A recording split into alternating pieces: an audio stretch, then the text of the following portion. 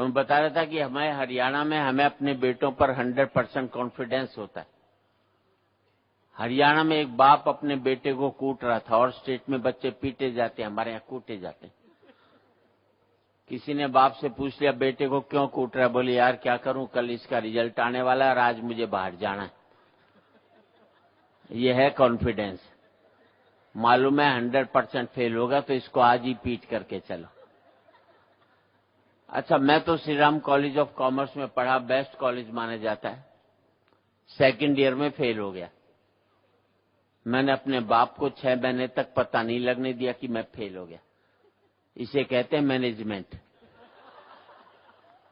ये एमबीए वाले क्या खा करके करेंगे जो मैंने किया था। और 6 महीने बाद मेरे दोस्त ने बापू से शिकायत की कि सुरेंद्र शर्मा फेल हो गया। तो बापू ने कहा फेल हो गया तो क्या हो गया, इम्तिहान कोई कुंभ का मेड़ा है जो 12 साल में आएगा, अगले साल दे लेगा, इसमें क्या फतारी है। हम बच्चों को इतना तनाव देते हैं कि आज 5वीं 6ठी क्लास के बच्चे आत्महत्या करने लग गए। हमने बच्चों का बचपन मार करके रख दिया। इससे बड़ा अपराध माँ बाप कभी भी जिंदगी में नहीं कर सकते। जैसा जो बच्चा है किसी तरह जो कभी बढ़ता है कभी छोटा होता है। मैंने बालिया साहब, मैंने अपने बेटे से कह दिया था देख तू 50% से ज्यादा नंबर मत लियो, क्योंकि मेरे 51 आए थे। ज्यादा लिया था जिंदगी भर चिढ़ाता रहता। 45% लिया आया, 95% लिया था अमेरिका भाग लेता। 45% लिया है, मुझे छोड़कर गाजियाबाद भी नहीं भाग सकता। और मैं बात पर आपका इस पर आशीर्वाद चाहूंगा साहब, मेरा सुख ये नहीं है कि मेरा बेटा अमेरिका में बैठकर 5 लाख रुपया महीना कमा रहा है। मेरा सुख ये है कि मेरा बेटा 30,000 रुपया महीना कमा रहा है, लेकिन शाम का खाना मेरे साथ बैठ करके खा रहा है। हमने जिंदगी में सारे सुख पैसों में तब्दील कर दिए तब जाकर के मुल्क में भ्रष्टाचार पैदा हुआ। पैसा एक सुख माना जाता था, अब हमने उसको एकमात्र सुख मान लिया, तब जाकर के भ्रष्टाचार पैदा हुआ। और इस हद तक पैदा हुआ कि मैं कीड़े मारने की दवाई लाया था, उसमें भी कीड़े पड़ गए।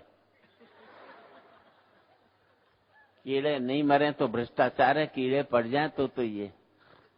और मैं तो यहाँ पर बच्चे काफी संख्या में हैं और हरियाणा में बच्चे तो प्रैक्टिकल होते हैं। वो बाप टीचर ने बच्चे से पूछ लिया, मान ले एक खेत को 15 आदमी 20 दिन में जोतते हैं, तो उसी खेत को 25 आदमी कितने दिन में जोतेंगे। तो बच्चा खड़ा हो लिया, बोले मास्टर जी एक बार बता, जब खेत एक बार जुत गया तो दोबारा जोतने की क्या जरूरत पड़ी भाई, जो काम हो गया उसे बार बार क्यों करवाना चाह रहे हो। अच्छा, बच्चे घर की पोल पट्टी भी खोल देते हैं। अब यहाँ बच्चे तो बच्चों से संबंधित ही बात कर, बच्चे घर की पोल पट्टी खोल देते हैं। वो मास्टर ने बच्चे से पूछा, मान ले मैंने तेरे फादर को 1 लाख रुपए दिए 10% इंटरेस्ट, 2 साल बाद तेरे पिताजी कितने रुपए लौटाएंगे। बच्चा बोला जी एक भी नहीं। मास्टर ने चाटा मारा, बोले बेटे तुम हिसाब नहीं जानते। बच्चा बोले मास्टर जी मैं तो हिसाब जानता हूं, पर आप मेरे बाप को नहीं जानते, उन्होंने आज तक किसी का नहीं लौटाया, तो तेरा कहां से लौटाएगा। अच्छा, यहां पर तो सरीन साहब बच्चे कंट्रोल में भी रहते हैं। अमेरिका चले जाओ तो माँ बाप की छाती पर डिस्को करते हैं, क्योंकि पहली क्लास में टीचर बच्चों को पढ़ा देता है, माँ बाप चाटा भी मारे तो 911 को फोन कर दें। अब बच्चों को पीटना अमेरिका में कानूनी अपराध है, जो पीटते हैं उसे जेल भेज देते। हिंदुस्तान में एक कानून बना दो तो सुबह माँ जेल में जावे, शाम को बाप जावे, बच्चे दोनों का नंबर बांध दे, घर में टिकने नहीं दे। अच्छा, हिंदुस्तान में बाप अगर बेटे को नहीं कूटे तो उसकी आत्मा ही शांत नहीं होती, क्योंकि उसके बाप ने उसे कूटा हुआ होता है, तो बदला निकालता है। तो मेरे दोस्त न्यू जर्सी में रहते हैं अमेरिका में, उन्होंने अपने बेटे के चांटा मार दिया। बेटे ने पुलिस को फोन कर दिया, पुलिस आ गई, बाप को पकड़ लेगी, जेल में ठूस दिया। बेचारा जेल काट कर आया, बच्चे को मना कर लाया, बड़े प्यार से रखा। 10-11 महीने बाद छुट्टी हुई तो हिंदुस्तान लौटा, तो दिल्ली हवाई अड्डे से बाहर निकलते ही बाप ने जूता निकाला और बच्चे को घर तक कूटता हुआ ले गया। साले अब कर थाने में फोन, देखें कौन तुझे बचा।